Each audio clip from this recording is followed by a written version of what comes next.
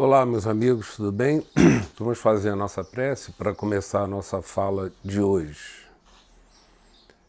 E assim, então, nós agradecemos ao nosso querido Mestre Jesus e vamos iniciando a nossa fala de hoje, que nós possamos compreender e retirar dos ensinamentos que nos chegam através dos livros as melhores orientações para aproveitarmos nosso dia a dia.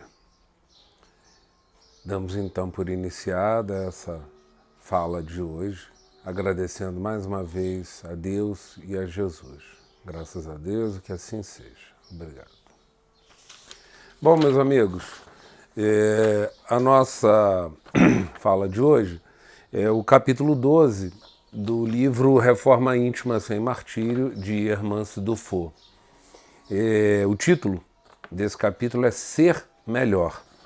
O capítulo começa aqui com uma passagem aqui do Evangelho segundo o Espiritismo, capítulo 5, item 11, que eu gostaria de colocar, né, só para introduzir o nosso assunto, né? Então diz assim: para nos melhorarmos, Deus nos outorgou precisamente o que necessitamos, e então nos basta a voz da consciência e as tendências instintivas. Deus nos priva do que nos seria prejudicial. Então está lá no item 11 do capítulo 5 do Evangelho segundo o Espiritismo.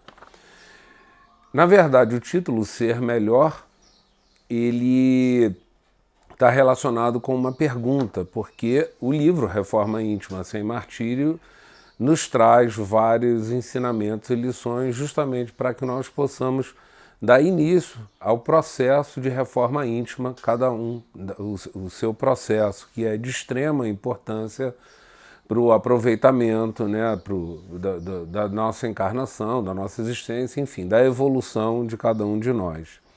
Embora esse assunto seja recorrente em vários textos de vários autores e também em várias casas espíritas, né, fica sempre uma pergunta, que é como fazer a reforma íntima? É complicado, a gente até entende a necessidade de se fazer a reforma íntima, de se modificar muitas coisas, mas na prática, no dia a dia, na realidade, como fazer essa reforma íntima, né? Então a primeira coisa é fazer uma revisão sobre o que é a reforma íntima, como ela deve acontecer, para que cada um possa, como diz o nome, a reforma é íntima, então cada um vai ter uma realidade que obviamente segue parâmetros que são comuns a todos nós, né? Mas a primeira coisa é conhecer um pouco sobre a própria reforma íntima para ver como é que nós podemos aplicar ela no nosso dia a dia, porque o importante é que seja feito no nosso dia a dia, né? Então a Hermance descreve nesse texto, Ser Melhor, na verdade uma espécie de roteiro resumido de como fazer essa reforma íntima. E ela nos chama a atenção logo de início que é muito comum a gente associar a reforma íntima, né, com negação de impulsos, eliminação de tendências, reprimir várias atitudes nossas, sem mais nem menos. E ela diz que isso é muito perigoso, fazer isso dessa maneira, né? Ela fala assim: é comum associarmos uma ideia de anulação de sentimentos, negação de impulsos ou eliminação de tendências, como uma reforma íntima, né, que pode nos conduzir a priorizar a repressão como um sistema de mudança, quer dizer, reprimir as coisas dentro da gente. Ou seja, violentarmos o nosso mundo íntimo, que acaba por gerar conflitos, pressão psíquica, ansiedade, é uma verdadeira tortura interior e que está, segundo Hermance Dufour, diametralmente oposto à lógica da própria doutrina espírita, do conhecimento que nós temos e estamos sempre adquirindo, né? Esse sistema de não aceitação, né, ou seja, esse sistema de inaceitação, ele é quase sempre caracterizado pela vontade de diminuir a nossa culpa, porque quando a gente vê quando a gente se propõe a fazer uma reforma íntima e começa a se autoanalisar, obviamente, todos nós, sem exceção, começamos a nos defrontar com diversas coisas que não são lá muito bacanas, muito corretas, muito certas, e aí a gente começa a sentir culpa. E devido a esse sentimento de culpa, a gente quer reprimir todas essas coisas ruins, como se nós pudéssemos, da noite para o dia, verificar tudo que é ruim que tem dentro da gente, e sempre tem, em todos nós, sem exceção, encarnados, né? E espíritos encarnados ou desencarnados que estão na faixa evolutiva do nosso planeta. Sempre teremos isso. Então, essa culpa acaba, se a gente não prestar atenção, meio que nos levando a reprimir todos os nossos sentimentos, desejos, vontades, impulsos, querendo fazer isso de uma forma forçada, e acaba nos trazendo muitos problemas, né? E aí ela continua dizendo assim, que a culpa, ela não renova, ela limita, ela não educa, ela contém, ela nos embota, né? nos trava a possibilidade do caminho da evolução. E o processo de reforma íntima, segundo Hermance Dufour, continuando, né, não é contra nós, não é reprimir, e sim educar. Existe um outro autor que é até do mesmo, um outro espírito que também escreve através do mesmo médium que escreve os livros Hermance Dufour, né? Ele diz que todas essas forças e energias e coisas que não são muito bacanas dentro de nós, elas não devem ser reprimidas, elas devem ser transformadas. Então, a Hermance fala a mesma coisa de uma outra maneira, falando sobre educação. A gente deve fazer isso daí, né? Não é exterminar o mal que existe entre nós, mas sim fortalecer o bem que está adormecido na nossa consciência. Quando Deus nos cria, nós temos dentro da gente, fruto dessa criação, todos os valores, bons e ruins. E a gente vai levando e evoluindo com isso ao longo do tempo, de modo a conseguir essa evolução. Então, tudo que a gente tem que fazer é isso mesmo. As coisas boas estão dentro da gente, às vezes adormecidas, nós temos que ir educando, ter consciência disso e trabalhar melhor isso aí. Aí ela continua dizendo assim, educação é disciplina com consentimento íntimo, é fruto de um acordo conosco, né? Celebrado em harmonia e bem distante dos quadros torturantes da neurose e severidade consigo próprio. É claro que para educar nós precisamos ter algum controle, tá certo? Tendo em vista os hábitos que arregimentamos nas nossas vidas sucessivas, ok? Então ela diz também uma coisa que eu achei importante, eu anotei aqui, que ela diz assim, menos contenção e mais conscientização. Eis a forma de como aprender a dar mais atenção às propostas dos bens divinos que retumbam como eco de Deus na nossa intimidade. Então é importante essa frase, né? Menos contenção e mais conscientização. Essa é a melhor forma de aprender e dar mais importância a todas aquelas coisas que são boas, que são os ecos divinos que nós temos dentro de nós, né? Aí ela continua dizendo que o conjunto dos ensinamentos espíritas, né, ele é um roteiro completo para o nosso aperfeiçoamento, né? No entanto, olha que importante, tomar todo esse conjunto de regras ou ensinamentos como absorção instantânea, ou seja, tentar implementar toda esse conjunto de orientações e regras, causando uma transformação instantânea, é demonstrar uma visão dogmática do crescimento, que vai acabar por gerar aflições e temores, perfeccionismo e ansiedade, que é completamente desnecessário ao aproveitamento das nossas oportunidades que nós temos na vida. A reforma íntima, né, ela está relacionada com se esforçar constantemente para ser melhor hoje do que fomos ontem, para ser melhor amanhã do que estamos sendo hoje.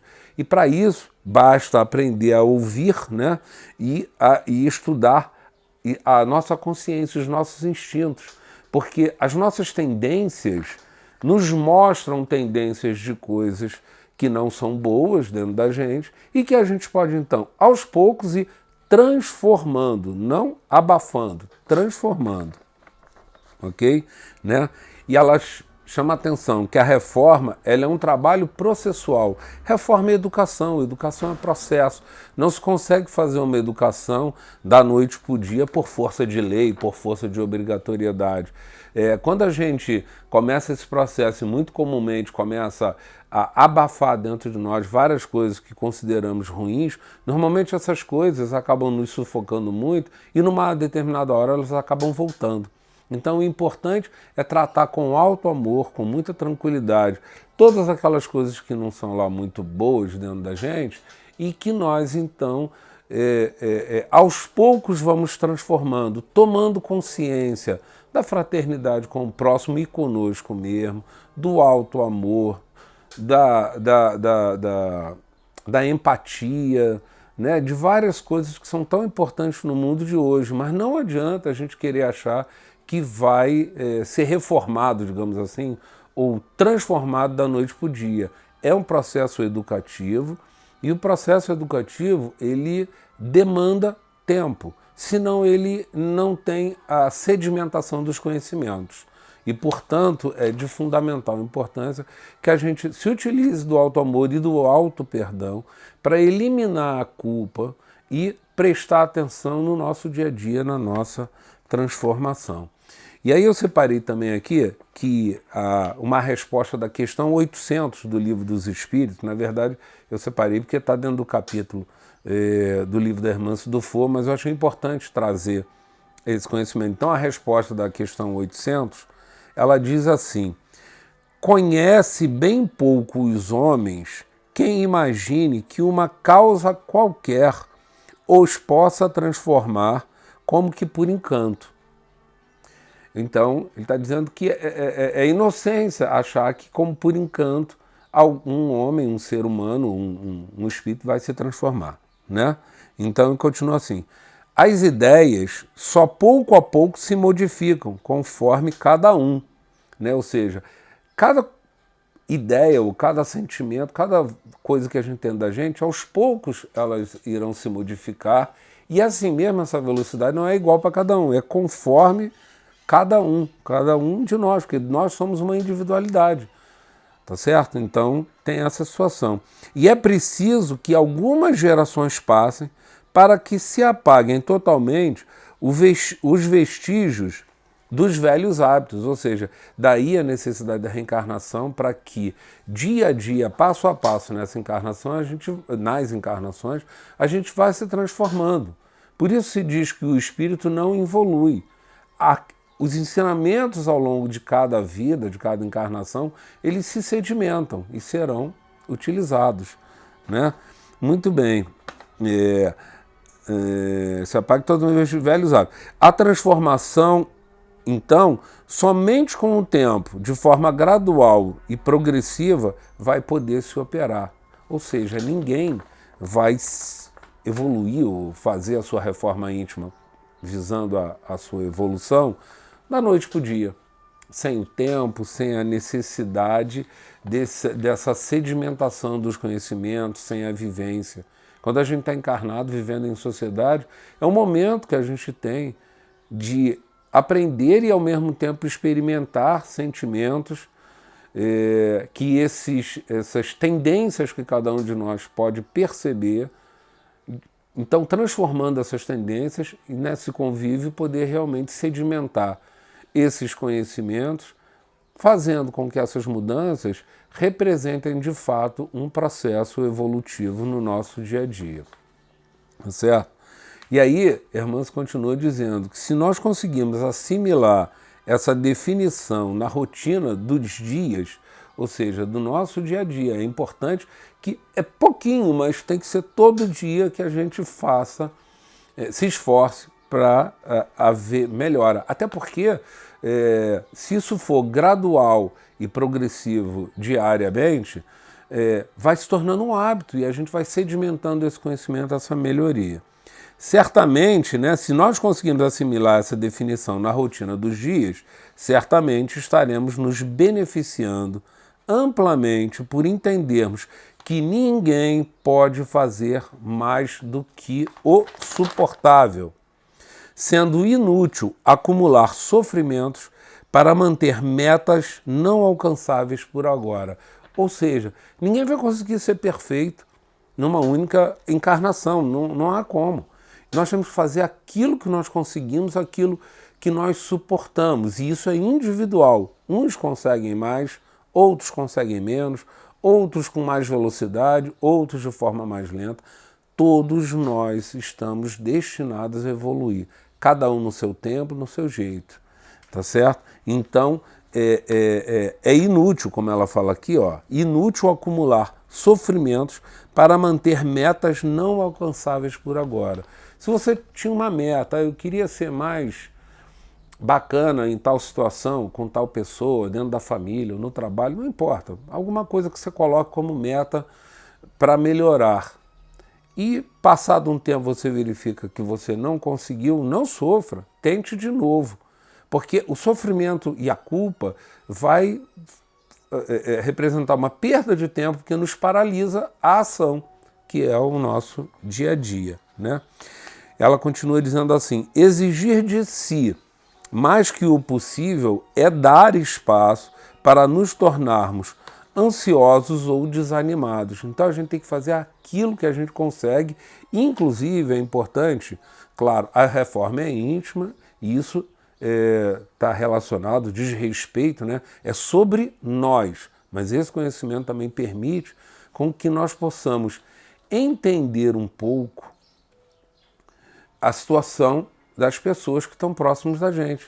Nem todo mundo consegue compreender e se modificar na mesma velocidade. A individualidade faz com que cada um tenha uma forma, uma velocidade. Isso também nos ajuda a compreender, às vezes, coisas que fazem próximo de nós e que a gente não acha muito bacana, ou mesmo que possa ter nos magoado, nos ofendido de alguma maneira. Então é importante, para que essa mágoa não persista, essa ofensa não nos machuque, que nós compreendamos também, através dessa reforma, a diferença que há na modificação de cada um. Cada um se automodifica na sua velocidade. Nós não temos a capacidade de modificar ninguém, ninguém mesmo. Cada um que consegue fazer essa automodificação. Mas esse conhecimento permite a compreensão, uma melhor compreensão para com as atitudes do próximo, né? Então ela termina dizendo assim: valorizemos com otimismo e aceitação o que temos condição de fazer para ser melhor. É pouco, mas é o que eu estou fazendo, é o melhor que eu consigo nesse momento. Nós iremos melhorar ao longo do tempo, mas é importante valorizar e ter otimismo nisso, né? Mas aí ela chama atenção, porque quando a gente fala isso, fica parecendo que a gente está imaginando fazer corpo mole na nossa melhoria, na nossa transformação. Então não, a gente tem que valorizar, ter otimismo, auto-perdão e ficar tentando novamente. Só que aí ela chama atenção aqui numa vírgula. Ela tinha dito assim: valorizemos com otimismo e aceitação o que temos condição de fazer para ser melhor, vírgula. Mas jamais deixemos de aferir sinceramente, quer dizer, nos autoavaliar sinceramente, aferir, medir sinceramente, né, em nosso próprio favor, se nós não estamos sob o fascínio do desculpismo e da fuga. E procuremos a cada dia fazer algo mais pelo bem de nós próprios e, consequentemente, do próximo. Então você veja que nessa última parte, ela deixa muito claro exatamente essa situação de que nós temos que ter o auto-amor, o auto-perdão, para que a gente permaneça insistentemente na possibilidade de reforma do nosso dia a dia. No entanto, é necessário que nós autoavaliemos para ver se a gente está fazendo algum esforço e não baseado em desculpas, ou acomodação, não se esforçar ou não se movimentar para a nossa melhoria. E ele termina dizendo que essa melhoria vai ser extremamente importante para nós e para com o próximo, porque quando a gente consegue ter melhor essa compreensão, nós também conseguimos compreender melhor o outro, a sociedade, a família, o local, o ambiente onde nós vivemos. Muito obrigado pela atenção de todos, espero que seja proveitoso o estudo de hoje, é o capítulo 12, Ser Melhor, do livro Reforma Íntima Sem Martírio, de Hermance Dufour, para que quem quiser possa ler o capítulo completo e ter mais referências sobre esse assunto. Muito bom. Vamos fazer a nossa prece para encerrar. Graças a Deus, graças a Jesus e aos nossos amigos espirituais por podermos estudar os temas que nos chegam através dos livros, trazendo elucidação e orientação para a melhoria do nosso dia a dia. Que Deus e Jesus sempre possam estar próximos, nos protegendo e que nós possamos ter uma evolução de paz, tranquilidade e com produtividade e afinco consigamos nos melhorar no dia a dia. Graças a Deus e que assim seja. Muito obrigado, meus amigos. Até logo.